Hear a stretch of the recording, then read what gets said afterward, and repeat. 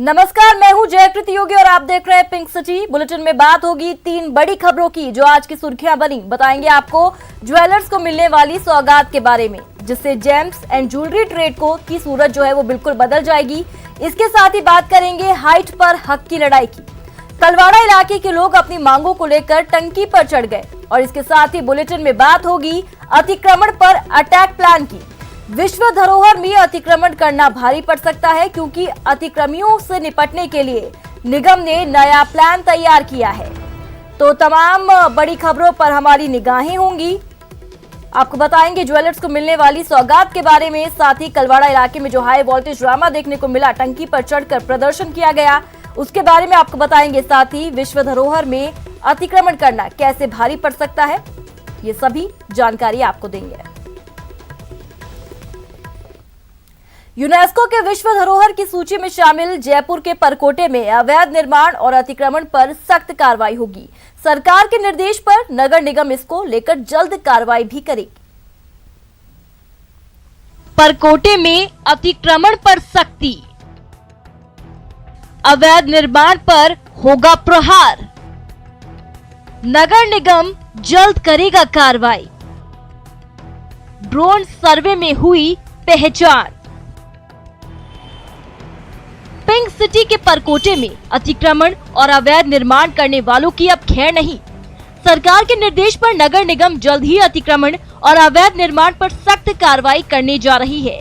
इसके लिए परकोटे में ड्रोन के जरिए अवैध निर्माण और अतिक्रमण को आइडेंटिफाई किया जा रहा है और अब जल्द ही नगर निगम अवैध निर्माण और अतिक्रमण को हटाने के लिए नोटिस जारी कर कार्रवाई शुरू करेगी।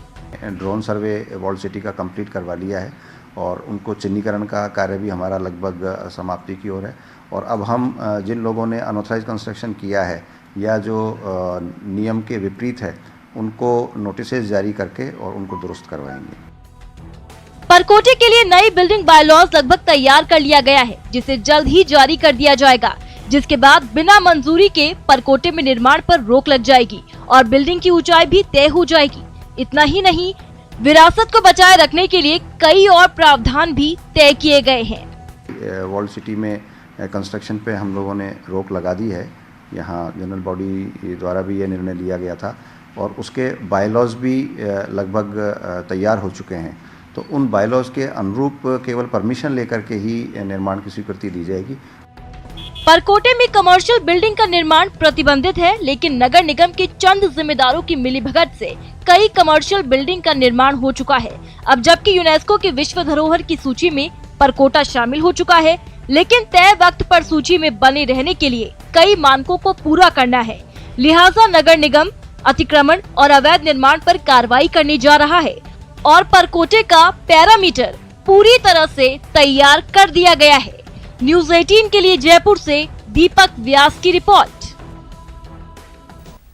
जयपुर के चारदीवारी को यूनेस्को की विश्व धरोहर सूची में शामिल होने के बाद अब 5 फरवरी को जयपुर में बड़े कार्यक्रम का आयोजन होने की तैयारी है, जिसमें परकोटे को विश्व धरोहर की सूची में शामिल होने का प्रमाण पत्र मिलेगा। जयपुर के अल्बर्ट हॉल पर कार्यक्रम का आयोजन किया जाएगा। नगर निगम और पर्यटन विभाग दोनों मिलकर कार्यक्रम का आयोजन कर रहे हैं। यूनेस्को के जो डीजी हैं वो जयपुर पधार रही हैं और वो आमेर और जयपुर शहर को विजिट करेंगे और उसी दिन वो माननीय मुख्यमंत्री जी से मिल करके तो जयपुर हेरिटेज का जो दर्जा मिला है उसका प्रमाण पत्र उन्हें देंगे। जयपुर के कलवाड़ा में जेडीए की ओर से बिल्डर के बनाए फ्लैट्स खरीदकर लोगों ने घर का सपना तो पूरा कर लिया, लेकिन बिजली और पानी की समस्या से इतने परेशान हो गए कि अपने हक की लड़ाई के चलते फिल्म शोले के वीरू बन गए। हाइट पर हक की लड़ाई, आशियाने के लिए टंकी पर चढ़ाई, बिजली पानी की परेशानी दूर करो भाई, जेडीए नहीं कर रहा हमारी सुनवाई। सवाल हक का, सवाल आशियाने का है तो आवाज बुलंद करनी ही पड़ेगी। जमीन पर जेडीए के खिलाफ जमकर नारे और टंकी से गुहार। जेडीए के खिलाफ जयपुर की इस टंकी पर गुस्सा फूट रहा है। महिलाएं और पुरुष दोनों टंकी पर चढ़कर प्रदर्शन कर रहे हैं। दर्द क्या है वो सुनिए। बिजली पक्का परमानेंट हो जाना चाहिए। दूसरी बात, पानी तो टैंकी से लाकर देता है, वो भी खारा पानी है, कुछ पानी हो इंजीनियरिंग साहब लाकर डलवाते हैं। वो यहाँ का लोग से करंट किराए का पैसा थोड़ा बहुत ले करके वो पैसा से वो पानी डालता है। हर महीना 15 दिन 8 दिन बिजली निकाल देता।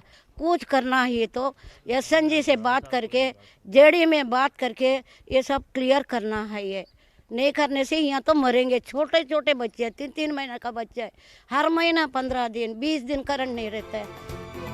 सालों बाद आशियाने का सपना तो पूरा हुआ, लेकिन सुविधा के नाम पर बिजली और पानी की परेशानी हुई। दरअसल लोगों ने CM जन आवास योजना के तहत मैजेस्टिक बिल्डिंग में GDA की ओर से PPP मोड पर बिल्डर के बनाए फ्लैट्स को खरीदा है, लेकिन बिल्डर बिजली का बिल नहीं भरता, जिसके चलते आए दिन बिजली कट जाती है। लंबे वक्त से लोग बिजली और पानी की समस्या से परेशान हैं। GDA से बार बार गुहार भी लगाई है, लेकिन परेशानी कम नहीं हुई।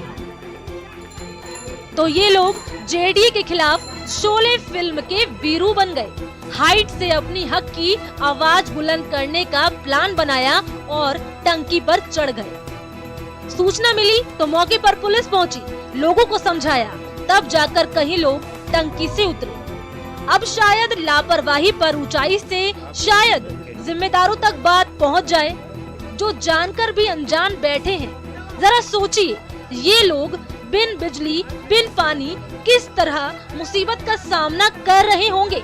तभी तो जब कोई रास्ता नहीं सूझा तो लोगों ने टंकी पर चढ़ने का ये आखिरी रास्ता अपना लिया। न्यूज़ 18 के लिए जयपुर से सौरभ गृहस्थी की रिपोर्ट।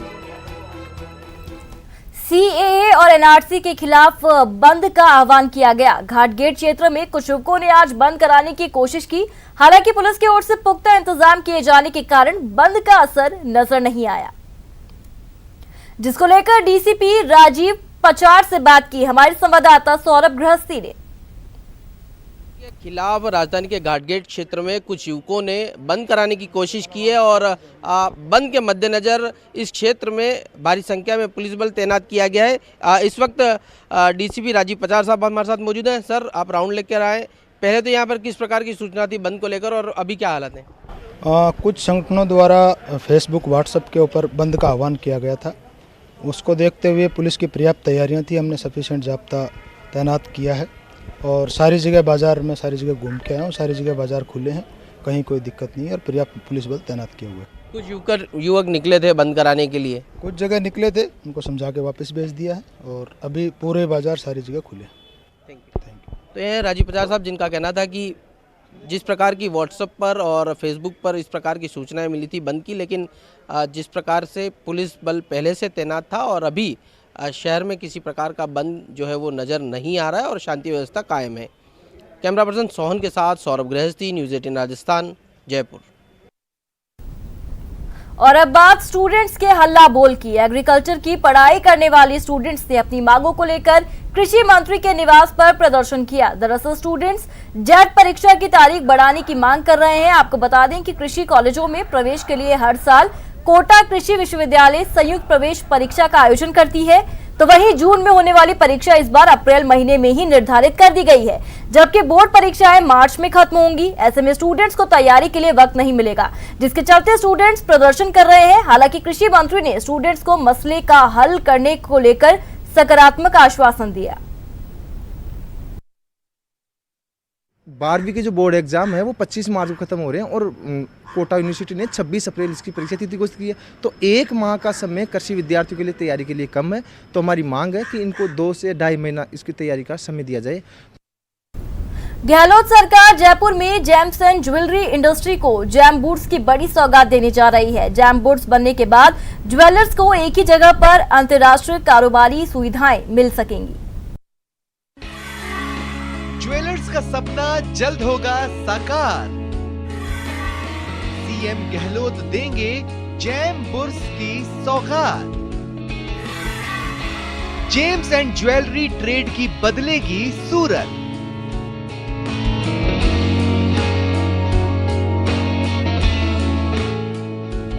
जेम्स की चमक, शानदार ज्वेलरी की डिजाइन।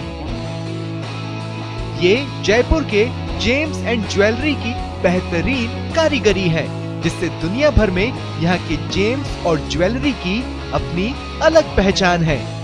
लेकिन ज्वेलर्स को इंटरनेशनल लेवल की ट्रेडिंग करने की खास जगह नहीं है। लेकिन अब सीएम गहलोत ने ज्वेलर्स का सपना साकार करने की दिशा में कदम आगे बढ़ा दिया है। अब जल्द ही जयपुर में जेम्स एंड ज्वेलर्स कारोबारियों के लिए जैम बुर्स बनेगा। जैम बुर्स के लिए चीफ सेक्रेटरी डीबी गुप्ता की अध्यक्षता में एक कमेटी बनाई गई है, जो बिल्डिंग बनाने के लिए बेहतर लोकेशन पर जमीन आवंटन के काम को अंतिम रूप देने जा रही है। अब उन्होंने ही अपने लिए एक ज़मीन चिन्हित कर ली है। उस में किसी प्रकार की बाधा मुझे प्रतीत नहीं होती। उसके अंदर जो हम एक रीजनेबल कंसेशन है, पहला तो डीएलसी पे देना ही कंसेशन है, और डीएलसी के अंदर भी उसके ऊपर जाके भी हम कुछ फर्दर सब्सिडी की बात सोच सकते हैं। और अगर ऐसा होगा तो एक जगह पर पूरा स्पेशली जेम एंड ज्वेलरी का पूरी तरह से एक डिस्प्ले वहाँ पर बाहर से आने वाले लोगों के लिए होगा। उनको 10 जगह चक्कर नहीं काट करके कुछ सैंपल्स को वहाँ देख करके और अपना डिसीजन लेने में सुविधा मिलेगी, और निर्यातकों का भी इसमें निर्यात काफ़ी तेज़ी से बढ़ेगा। जेम्स एंड ज्वेलर्स एसोसिएशन ने जयपुर एयरपोर्ट के पास जैम बुर्स के लिए जमीन आइडेंटिफाई कर ली। जो ज़मीन हमने अभी आइडेंटिफाई की है वो क्राउन प्लाजा होटल के पीछे की तरफ 50,000 की ज़मीन है, उसको आइडेंटिफाई किया है। और अभी रेट की बात गवर्नमेंट से चल रही है, क्योंकि गवर्नमेंट भी चाहती है कि जब एक ट्रेड पूरा शिफ्ट होता है तो रेट वो होनी चाहिए जो कि पूरे ट्रेड के लिए इंटरेस्टिंग हो और अच्छी हो। और ट्रेड को शिफ्ट होना एक बहुत ही इम्पॉर्टेंट है। इसमें सिर्फ बड़े ही नहीं, छोटे से छोटे व्यापारी भी उधर शिफ्ट होंगे, छोटे कारीगर भी शिफ्ट होंगे। तो इसके लिए रेट को गवर्नमेंट चाहती है बहुत ही मिनिमम रेट रहे। तो वो कार्रवाई चल रही है, और जैसे ही वो होता है तो ज़मीन हमारे को गवर्नमेंट की तरफ से ऑफर की जाएगी, जो मेरे हिसाब से बहुत ही जल्दी होने वाला है। आइए अब आपको बताते हैं जैम बुर्स कितना बड़ा होगा और किस तरह ज्वेलरी कारोबारियों को एक ही जगह इंटरनेशनल लेवल की कारोबारी सुविधाएं मिलेंगी। 50,000 स्क्वायर मीटर प्रस्तावित जमीन पर जैम बुर्स बनेगा। इसमें 2,000 से ज्यादा ऑफिस होंगे, जहां एक ही जगह पर James and jewellery manufacturers, traders को कस्टम ऑफिस, बैंक, इंश्योरेंस समेत कई कारोबारी सुविधाएं मिलेंगी।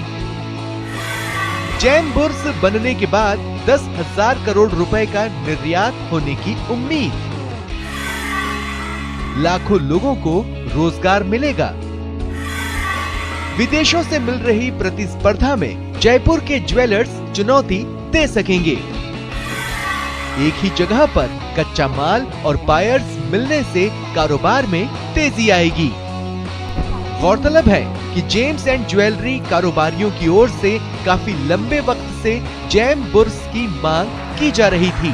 इसको लेकर सीएम गहलोत ने ज्वेलरी कारोबारियों से वादा किया, जिसके बाद जल्द ही गहलोत सरकार ने जैम बुर्स तैयार करने को लेकर कवायद तेज कर दी है। सीएम की जैम बुर्स की सौगात से ज्वेलरी और जेम्स के कारोबार में बूस्ट आएगा, जिससे जयपुर में जेम्स एंड ज्वेलरी इंडस्ट्री की सूरत बदल जाएगी। न्यूज़ 18 के लिए जयपुर से राकेश शर्मा की रिपोर्ट। प्रदेश में यूथ कांग्रेस ने केंद्र सरकार को बेरोजगारी के मुद्दे पर घेरने के लिए राष्ट्रीय बेरोजगार रजिस्टर यानी NRU अभियान की शुरुआत की, जिसमें टोल फ्री नंबर पर मिस्ड कॉल से समर्थन की अपील भी की जा रही है। यूथ कांग्रेस का नया हथियार NRC CAA का जवाब NRU। मिस्ड कॉल से मिलेगा हाथ को साथ।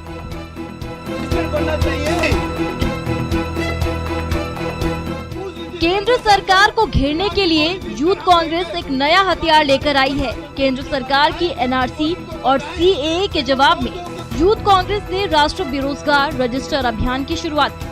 जयपुर में राहुल गांधी की रैली में NRU अभियान की लॉन्चिंग की गई। इसके बाद यूथ कांग्रेस के कार्यकर्ता इस अभियान को कामयाब बनाने में जुट गए हैं, जिसमें एक टोल फ्री नंबर पर मिस्ड कॉल के जरिए समर्थन जुटाया जा रहा है। कांग्रेस के राष्ट्रीय अध्यक्ष आदरणीय बीवी श्रीनिवास जी ने और हमारे इंचार्ज कृष्णा लवरू जी ने ये आइडिया और कैंपेन लाया है NRU, और इसको हमने हर प्रदेश में लॉन्च करे हैं। इसमें एक मिस्ड कॉल है 8151994411। इस नंबर पे सिर्फ बेरोजगार ही नहीं, जिनको भी ये लगता है कि NRU होना चाहिए, ऐसे एक रजिस्टर बनना चाहिए, भले ही आपके पास रोजगार है, लेकिन आपको अगर ऐसे लगे तो आप भी मिस्ड कॉल दीजिएगा इस नंबर पे, इस डिमांड के सपोर्ट में। एक चीज़ है कि NRU लाने का लॉजिक यही है कि जो देश में जो दिक्कत क्या है कि 3.5 करोड़ लोग बेरोजगार हैं, ग्रेजुएट्स हैं और जॉब मांगते हैं। सरकार 40 लाख लोगों को रोजगार दे पा रही है, जो कि यूपीए के समय आंकड़ा 1.5 करोड़ था। इसका सीधा सा अर्थ है कि 3 करोड़ 10 लाख लोग हर साल बेरोजगार घूम रहे हैं। बेरोजगारी की दर 45 सालों में 7.1% की दर से आ रही है, जो कि हाईएस्ट है। अब इसको लेकर ये है कि जो युवाओं को जो डाइवर्ट किया जा रहा है, आज देश चर्चा क्या कर रहा है, देश पाकिस्तानी नीति पे चर्चा कर रहा है, देश हिंदू मुसलमान पे चर्चा कर रहा है। ये मोदी जी का कहीं ना कहीं ये इन लोगों का डाइवर्जन का एक वे है। NRU अभियान के तहत यूथ कांग्रेस का नया हथियार NRU यूथ कांग्रेस की ओर से टोल फ्री नंबर 8151994411 जारी किया गया है। इस टोल फ्री नंबर पर मिस्ड कॉल से समर्थन की अपील की जा रही है। जिला और ब्लॉक स्तर पर NRU अभियान शुरू किया गया। NRU से बेरोजगार युवाओं का डेटा बेस तैयार किया जा रहा है। यूथ कांग्रेस के NRU अभियान से अब तक हजारों युवा जुड़ चुके हैं। कांग्रेस कार्यकर्ता हर ब्लॉक में और कॉलेजों में जाकर इस मुहिम से युवाओं को जोड़ेंगे। देश भर में इस अभियान को यूथ कांग्रेस कई फेज में चलाएगी और केंद्र सरकार को बेरोजगारी के मुद्दे पर घेरेगी। यूथ कांग्रेस के NRU अभियान को बेरोजगार युवाओं को पार्टी से जोड़ने की कवायद भी माना जा रहा है। न्यूज़ 18 के लिए जयपुर से गोवर्धन चौधरी की रिपोर्ट। और यहाँ पर रुकेंगे, एक छोटे से ब्रेक के लिए फौरन हाजिर होंगे।